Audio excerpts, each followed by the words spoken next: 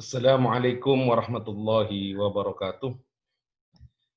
Bismillah, alhamdulillah, wassalatu wassalamu ala rasulillah wa ala alihi wa sahbihi wa man walah. La hawla wa la quwwata illa billah ma ba'du. Yang saya hormati mahasiswa eh, yang memprogram mata kuliah Fikih Munakahat. Syukur alhamdulillah pada kesempatan kali ini saya bisa menyapa Anda sekalipun menggunakan media rekaman video. Ini semuanya adalah fadl dari Allah Subhanahu wa taala sehingga kita masih diberi kesempatan oleh Allah untuk bertatap muka walaupun menggunakan media daring. Baik, pada pertemuan pertama kemarin kita sudah melakukan perkenalan. Jadi pertemuan kedua ini sudah masuk materi terkait dengan materi pertama, yaitu seputar khidbah atau tunangan, ya. Nanti di akhir sesi itu saya akan menyampaikan terkait dengan pembagian tugas kelompok. Anda nanti tinggal langsung mengakses di LMS terkait dengan pembagian tugas kelompok, ada file Excel nanti di situ. Berikut juga ketentuannya, Anda lihat di LMS bagaimana cara membuat makalah dan juga membuat PPT, ya. Baik, untuk mempersingkat waktu, saya akan menjelaskan terkait dengan bahasan kita kali ini, yakni tentang khidbah.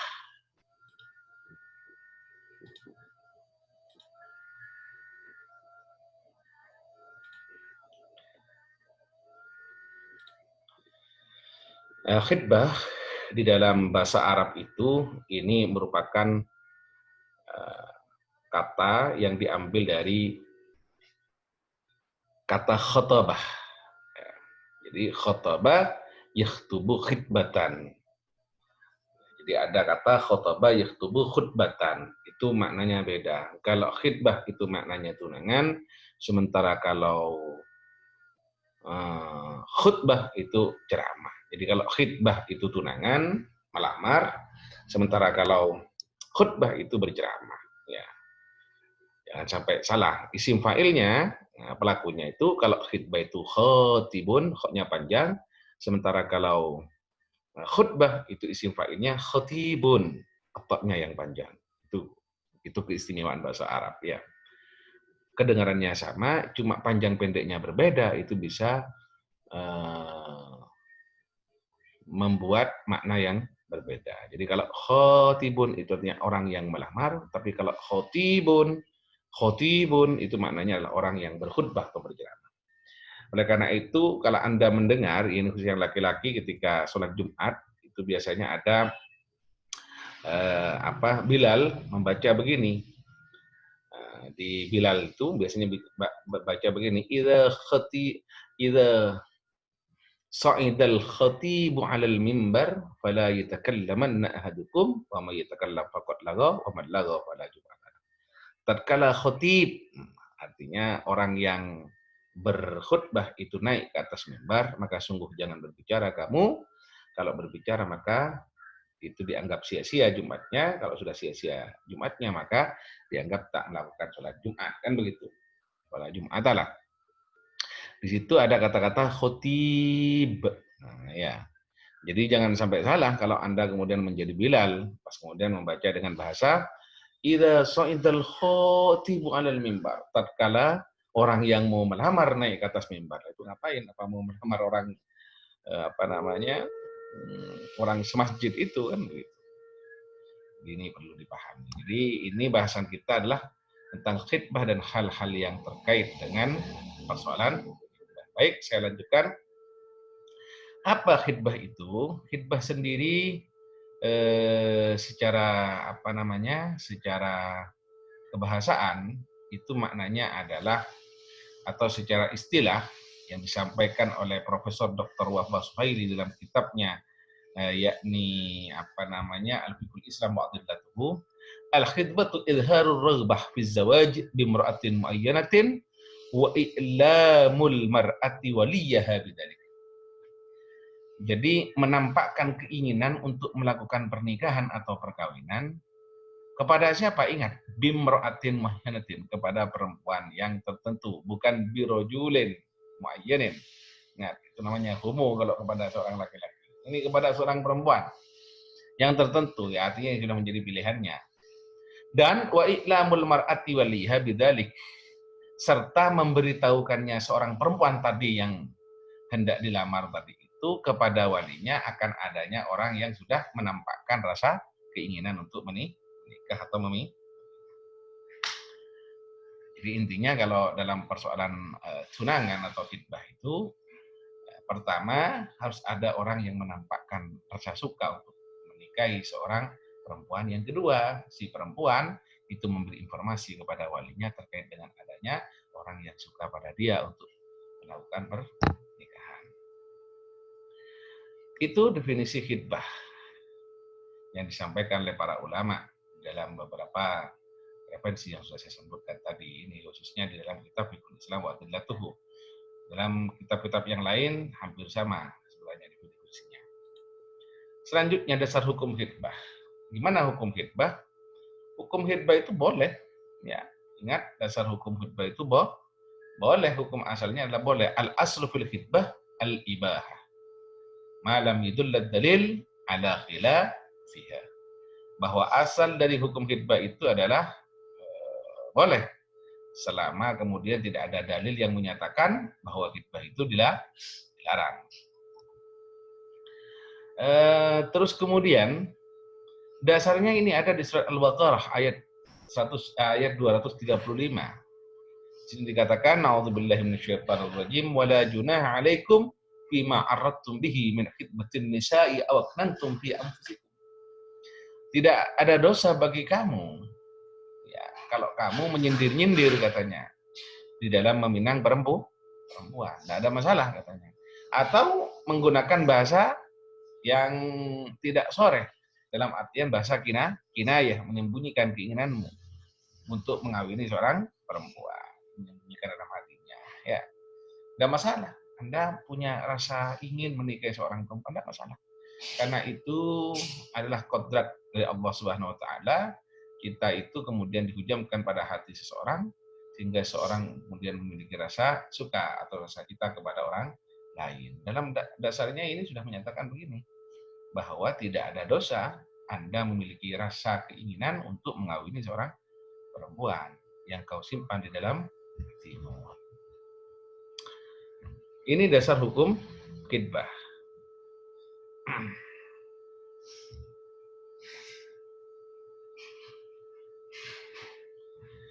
Setelah itu, prinsip di dalam berkhitbah. Ini prinsip khitbah gimana? Yang pertama, dalam berkhitbah itu, ini hendaknya dilakukan sebelum menikah.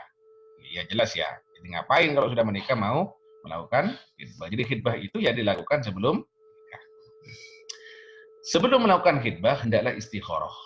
Istikharah itu artinya yang minta petunjuk kepada Allah. Sholat, ya, yaitu baca Quran dan semacamnya. Atau istisyarah. Istisyarah ini dari istasyarah, istasir, istisyaratan, itu maksudnya adalah minta petunjuk juga, tapi dengan cara bermusyawarah dengan sanak kerabat misalkan. Ini baik apa enggak, anak ini apakah sudah cocok, kan gitu. Jangan kemudian tergesa-gesa di dalam menentukan pasangan. Nah ini tidak dibuat sehari dua hari, tapi sampai akhir hayat. Kemudian dianjurkan untuk melihat wanita. Jadi dilihat dulu. Mubasyaratan secara langsung. Gitu kan ya. Si wanitanya juga harus melihat.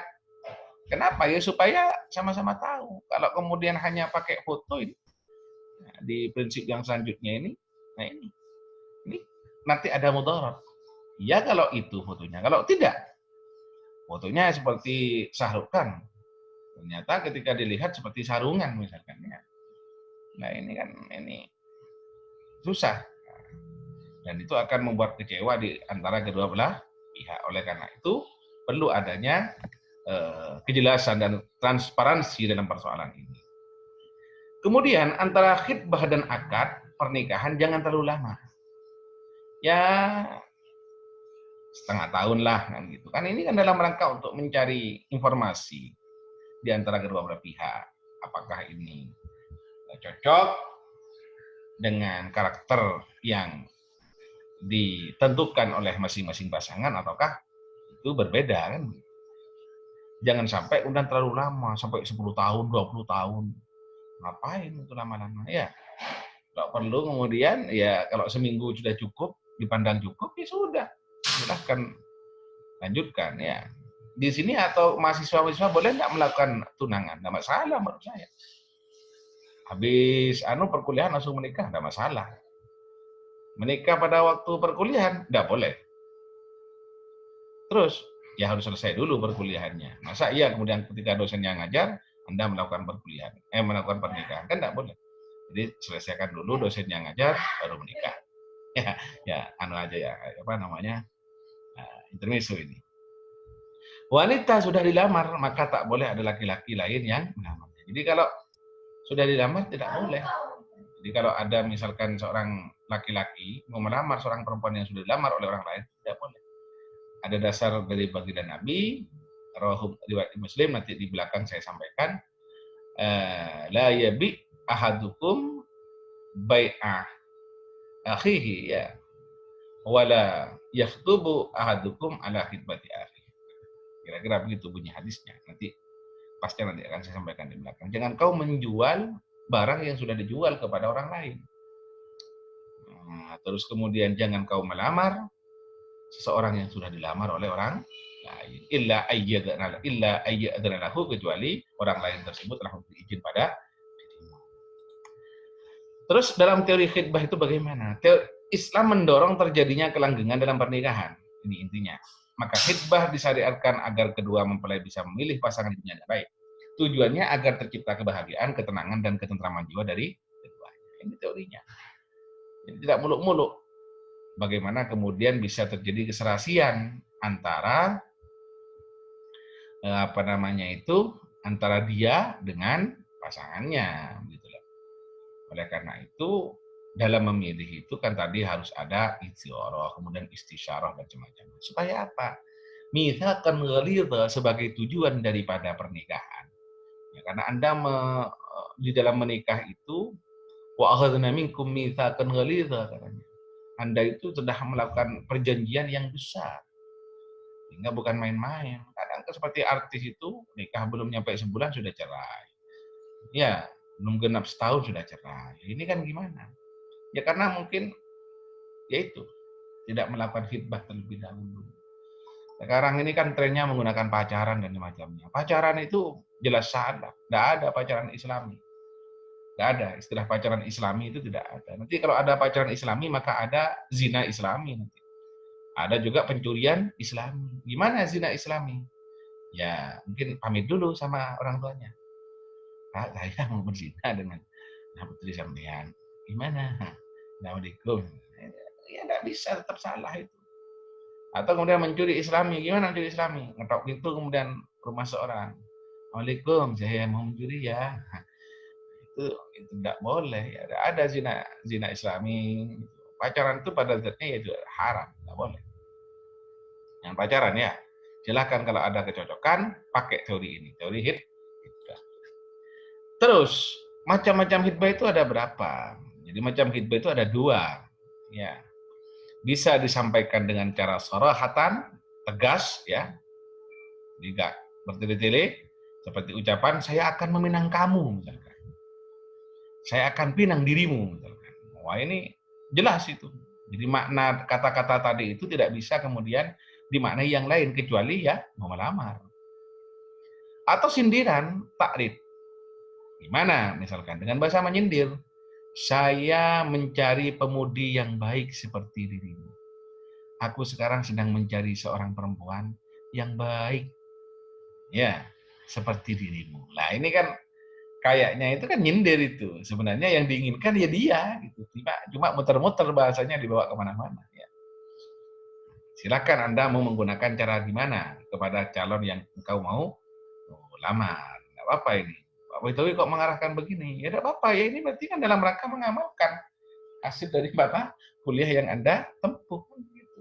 ilmu itu harus bukan hanya to know, bukan hanya untuk diketahui, tapi harus to use, untuk digunakan, kan gitu. Al ilmu bila amalin kasyajari bila tamarin. Ilmu tanpa diamalkan seperti pohon tak berbuah. Begitu. Silahkan amalkan, ini tidak masalah. Bagus menurut saya. Ketimbang pacaran, kan gitu. Rukun khitbah jelas yang pertama harus ada khatib. Harus ada pelamar, ya. Kemudian ada makhtubah. Nah, ini jelas ada perempuan yang dilamar. Kalau kemudian tidak ada makhtubah, siapa yang mau dilamar? Ada wali. Wali ini kenapa kok harus ada menjadi rukun di sini? Ya, tadi itu. Kan syaratnya dari definisi khitbah itu i'lamul mar'ati waliyah. Perempuan itu menginformasikan kepada walinya, berarti harus ada wali. Oke, terus kemudian selanjutnya perempuan yang boleh dan yang dilarang dibina. Ada 3 perempuan di sini yang saya tampilkan. Pertama adalah janda tolak bain kubro. Gimana janda tolak bain kubro ini? Ini begini, ada seorang perempuan yang kemudian dicerai oleh suaminya dengan cerai 3. Itu tolak bain kubro misalkan. Gimana cerai 3? Ya bisa bilang langsung, kamu saya cerai 3 kali. Maka secara otomatis langsung jatuh talak bain kubro. Atau bilang, saya cerai kamu. Setelah itu kemudian dia bercerai. Dapat 3 bulan, 4 bulan, kok kemudian menyesal, rujuk. Balik lagi.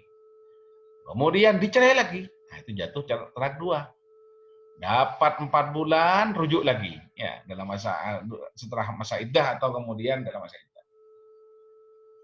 Rujuk lagi. Setelah rujuk, kemudian dicerai lagi, maka jatuhlah talak 3. Itu tidak boleh rujuk kembali. Jadi tidak boleh rujuk kembali. Fala tahillu lahu min ba'du hatta tankiha zawjan ghairah. Maka tak halal bagi kamu setelah itu, setelah kau cerai 3 kali itu, perempuan-perempuan itu, sampai perempuan tersebut itu menikahi laki-laki lain, hatta tankiha zawjan ghairah. Bukan hanya menikah, ya, tapi juga sudah harus pernah berhubungan intim dengan laki-laki yang lain. Intinya sudah, ya gimana, ya tidak ada kemungkinan untuk balik lagi. Nah, perempuan-perempuan yang begini ini, maka boleh katanya. Nah, atau ditinggal mati suaminya, ini ada 2 ini. Jadi talak bain kubro atau yang ditinggal mati suaminya. Itu boleh dilamar. Karena kan tak mungkin suami yang sudah mati rujuk lagi kepada dia yang sudah mati. Itu boleh dilamar, tapi cara melamarnya harus dengan cara menyindir, tidak boleh secara terang-terangan. Dengan cara menyindir, seperti ungkapan saya yang penjelasan saya yang tadi itu. Kemudian yang kedua, ada perempuan yang tak terikat dengan pinangan lain. Ini berarti free nih. Perempuan ini masih bebas, ya. Jadi tidak punya tunangan, pun juga tidak punya suami. Maka di sini boleh dilakukan dengan tegas, juga boleh dilakukan dengan sindiran. Yang terakhir itu perempuan yang tak terikat dengan perkawinan. Ya, bukan istri orang, belum punya tunangan, pun juga bukan istri orang. Maka di sini juga boleh 2, boleh tegas dan boleh sindiran. Oke. Saya lanjut kemudian hukum melamar perempuan yang sudah dilamar. Sudah saya katakan tadi, ini riwayat dari Ibnu Umar, tidak boleh katanya la yabi' ar-rajul ala bai' akhi wa la yakhtub ala khidbati akhi illa ayyadana lahu. Sudah saya sampaikan tadi, haram hukumnya ya, jadi melamar perempuan orang lain. Bahkan ada istilah begini, khamsu daqaiq qabla al-aqdi haqqul mustarab. 5 menit sebelum akad kan masih milik umum. Nah, itu kan kaedahnya kamu aja yang kemudian patah hati, ya. Tidak boleh, kecuali diberi izin oleh pelamar sebelumnya. Ya. Kemudian efek dari khitbah. Apa kemudian hukum yang kemudian dihasilkan daripada pelaksanaan khitbah ini? Ingat, lamaran atau tunangan tidak menyebabkan seorang laki-laki dan perempuan bisa halal melakukan hubungan suami istri. Tidak. Haram. Tetap haram. Dan juga tidak boleh melakukan perbuatan-perbuatan turunannya seperti gonjengan, ya. Ya. Tidak boleh. Kemudian ini melakukan kholwat, bersegi-segi tanpa ada mahramnya. Ini tidak boleh. Kenapa? Karena khitbah itu hanya wa'dun lizzawaj. Khitbah itu hanya janji untuk mengawini. Jadi tidak ada akad di situ, kecuali dalam tradisi sebagian daerah atau sebagian suku yang kalau ada tunangan langsung kemudian dinikah siri. Nah itu persoalan lain, itu sudah berarti menjadi istrinya. Seperti di rumah saya itu biasanya begitu. Lah tunangan, pertama yang laki datang ke perempuan, kemudian perempuan datang yang laki, kemudian disuruh akad supaya keduanya bisa saling gonjengan dan semacamnya. Ada masalah.